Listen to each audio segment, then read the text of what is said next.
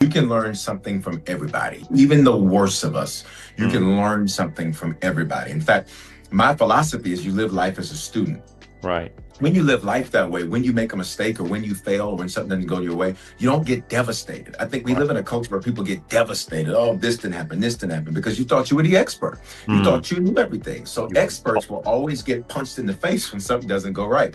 A student says, okay, I learned something. Okay, I grew. Okay, I didn't know that. And mm, so living life that way really allowed me to take some of the great things. So, for example, he was very charismatic. He could mm, sell ice to an Eskimo and make them think they got a good deal. Like, I mean, he was just very persuasive. mm, He was a very efficacious. He was a very good communicator. But right. at the same time, I saw him abuse my mother. I saw him addicted to drugs. And I remember one time telling him years later, Mm, I said, "You are so smart, you're stupid."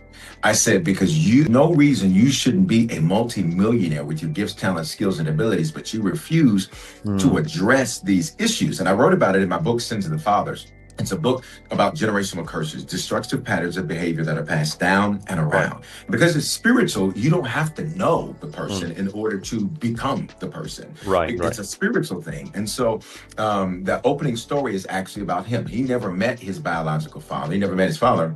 Mm, And so, but yet he was exactly like him, a womanizer, an abuser, a cheater, all of those negative characteristics. In mm, fact, his mother, when she was pregnant with him, his mother, there was a tussle. She had to defend herself, and that's actually how his father was unalived. He never met him. Then he became exactly like that man. And so, to your point of the example, sometimes the gift you're given is not what to be, it's what not to be.